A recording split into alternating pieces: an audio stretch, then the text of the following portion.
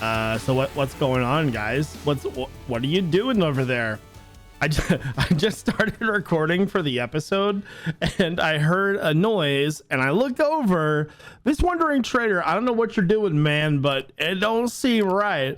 Oh, anyways, welcome back to another episode of the Hermitcraft server. I hope all of you are having a great day as we move through October and into the Halloween season, getting closer to Halloween itself. We're doing more costumes for every episode.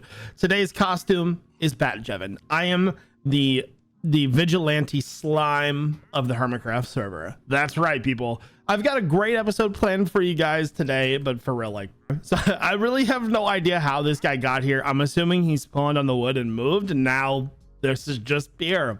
I have no idea what's gonna happen if they despawn or walk away, but that's actually hilarious. Before we get into today's video, I just want to thank everybody who purchased merch in the last episode. If you missed it last episode, I recently switched my merch store to fourthwall.com. You can find a link to that in the top of the description, and the amount of support was overwhelming. I've never been very good at handling merch before, but this was like probably one of the most successful launches I've ever had. So thank you sincerely. Also, we recently added some new designs into the store. One of my very first logos that I ever had made was this iJevin logo. I recently added that with a few others, as well as just other stuff that's been in the store for a while. If you're looking for merch for Halloween or just in general iJevin merch, you should check it out. This is a very reputable merch site. Some of the other hermits like Mumbo and ZF use this as well. So again, sincerely thank you, and if you want to purchase some, check the link out below. Thank you. In today's episode of Hermitcraft, we're having a lot of fun. We are going to be building something for Halloween and challenging the hermits to do so, but where we build it is going to surprise you. On top of that, we're causing trouble as always, trying to bother the POE as much as possible, and today we're building an HQ. Or are we stealing an HQ? Oh yes, it's going to be a great episode today. I also meet up with a few hermits during today's video. I think the first thing that we should probably do is actually get into the Halloween stuff. I am going to be building a pumpkin, and then I'm challenging the hermits to build more pumpkins. So let's do it. Let's go. All right, so I think I am just about ready to start building my pumpkin for the pumpkin contest on the server. Now, Impulse had mentioned he was okay with us building these here. So we have the boss man's okay. Now I gotta decide where I want to put it. My pumpkin's a little bit bigger than most, so you know, I gotta be a little bit more careful where I decide to put it. I think maybe over here would be a pretty good spot. And like right in the corner over here, like right here somewhere. Oh yeah, that's perfect. Now hopefully we can get some other hermits to participate. Otherwise, Impulse is just gonna have a gigantic pumpkin in his base, you know, and that's pretty cool too. By the way, these graffitis are amazing. Look at this, is so colorful. Joel, dude, this is cool looking. And glazed terracotta. Who in the right mind uses glazed terracotta? I don't know what is that? I don't know what that is. Okay, let's keep looking. What else do we got? So a bunch of okay. What are the gorgeous pyramid? What is the fish for? Does anybody know what the fish is for? I don't know what the fish is for.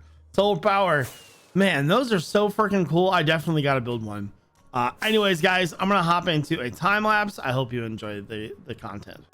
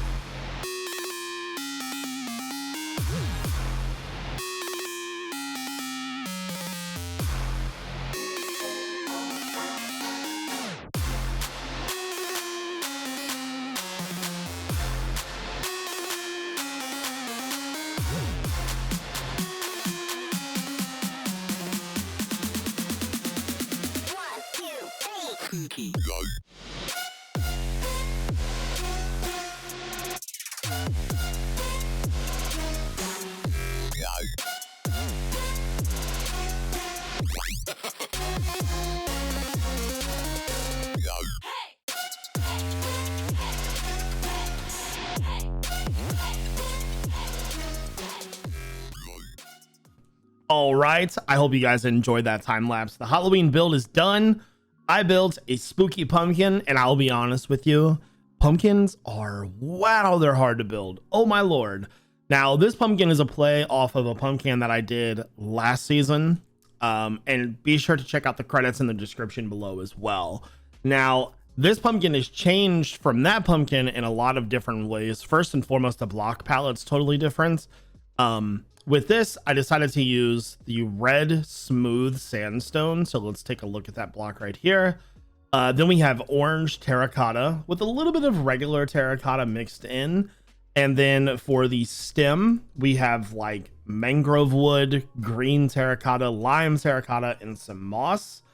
Overall, I am very, very happy with how this turned out. One of the things that I was like really trying to do with this build, as you can see, there's kind of lines going down the corners. And if you've ever seen a regular pumpkin in real life, you will know that it kind of has panels to it. That's the kind of the best way to explain it. Like it's got a bunch of different panels on each side. That's a terrible way to explain it, by the way, but kind of the easiest way for me to explain it. And I wanted to cut this one up in similar fashion. So if we go into free cam, so there's like a line here with different colors. And then the pumpkins, they're not a universal color. So I decided to try to break this one up using those two colors. Overall, I think I did a very good job. I love the way the spooky face looks. It kind of personifies pumpkins and jack-o'-lanterns and all that fun stuff. So let's take a look at, oh, by the way, so I decided to change how we're going to do the Halloween stuff over here. So let's read the book. So welcome to a very impromptu Halloween build area. Feel free to build with the idea of it being taken down. Wow, that's a mouthful. Feel free to build with the idea. I like read my own sentences here. Feel free to build with the idea of it being taken down after the holiday is over. Build anything you want related to Halloween. Let's see the spooky. I thought that a contest would probably be fun, but it would be more fun to just let people build something that they like within the Halloween range. And, you know, I think that's going to be way more fun. So anyways, next up, I meet up with Joe Hills. So I hope you guys enjoy the video. Hey, Jeff. Okay.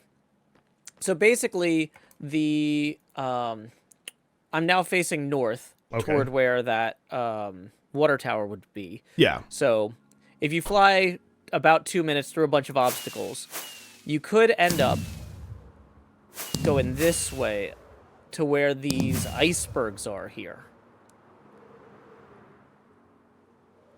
And you've got this whole... Yeah. So this area right here could be used for the running part for the of it. trident.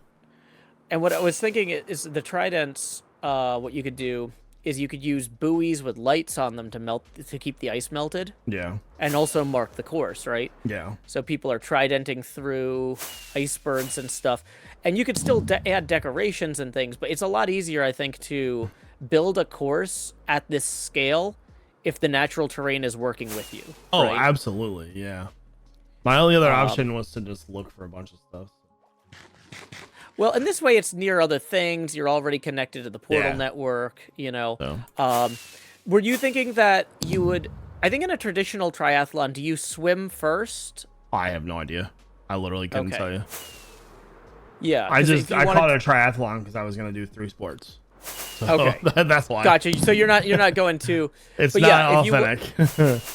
No, fair enough. But yeah, if you wanted to build the parkour section in between, somewhere, I wouldn't call it parkour. I would say it's more of a running, sprinting section that will have. It'll be more of an obstacle-driven one, where there will be like planted skeletons throughout where they can shoot at you, and you'll be able to run and stuff. But you know, like I have some solid ideas for it, but.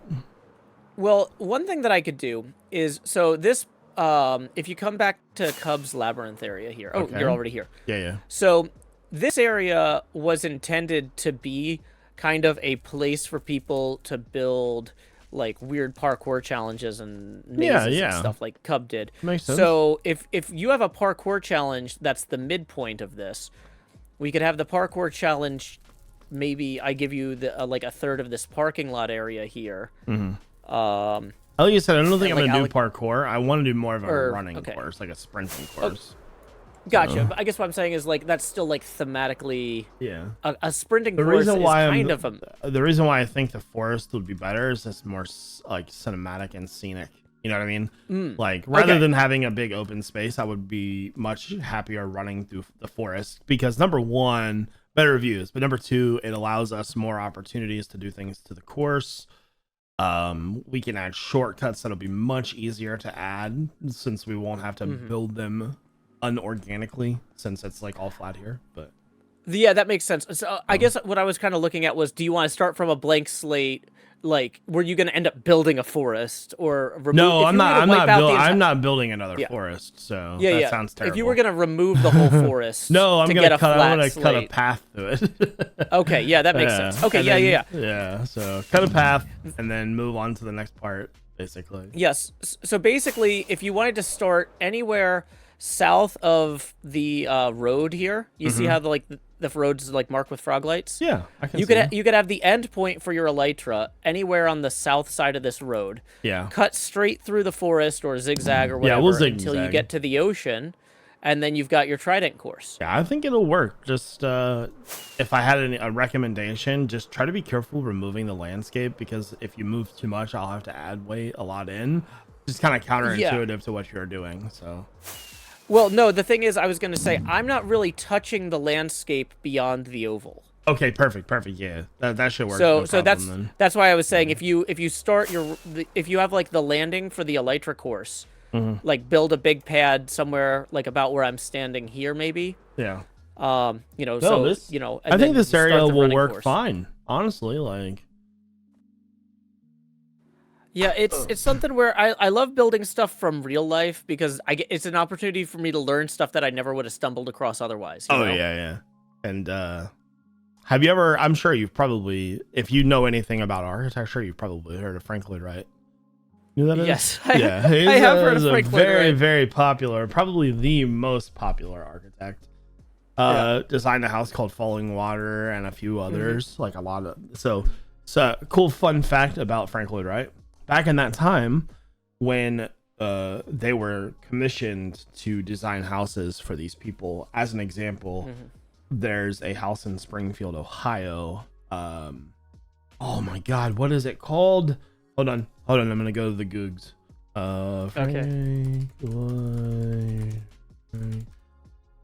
Springfield, Westcott House. So Westcotts were a car manufacturer in the late. Or whenever the cars, I'm assuming early 1900s. And they commissioned Frank Lloyd Wright to do a house in Springfield. So he builds it, but some fun facts about how he designed these houses at the time. You notice how when you go into a house, you have to walk upstairs to go into the living room and like the foyer is a separate room. That's because early architectural concepts meant that when you walked into the living room, you were looking at the trees instead of the road. So the living rooms were always elevated for that specific purpose.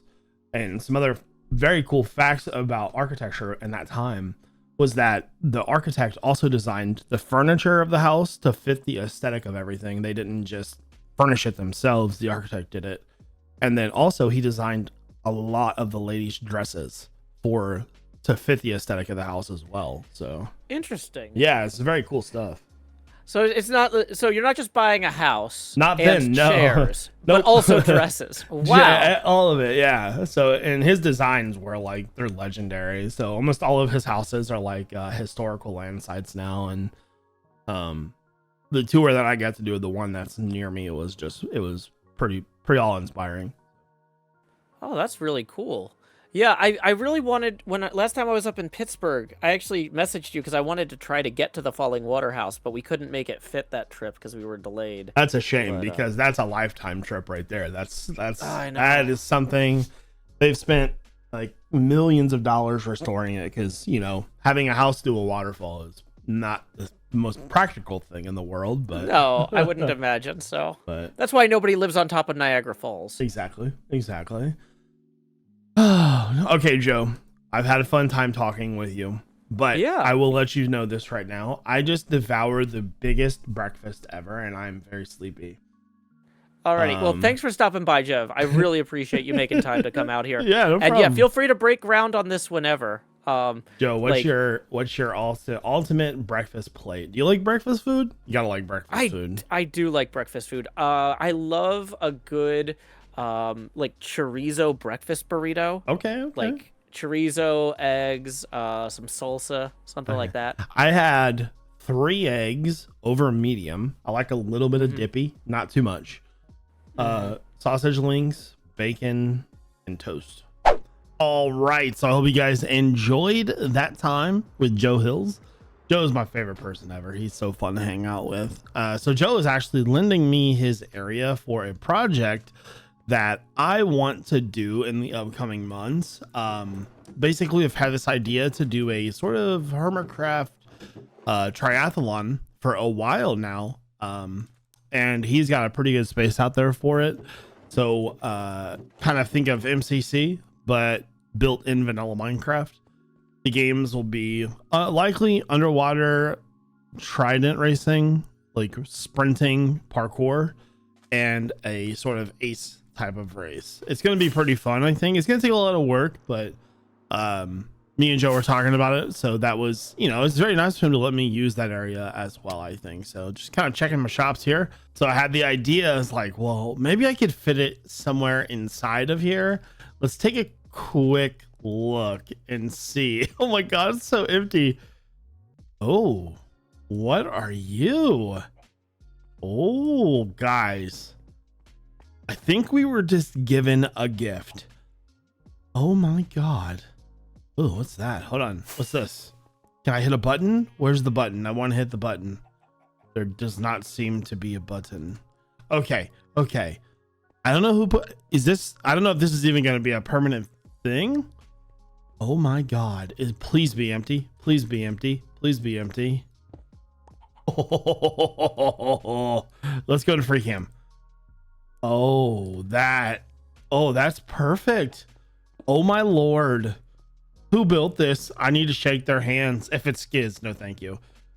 or Scar. I don't want to discriminate against Skiz. Oh, this is perfect. I think we're gonna make a secret espionage hideout rather than making an HQ right now.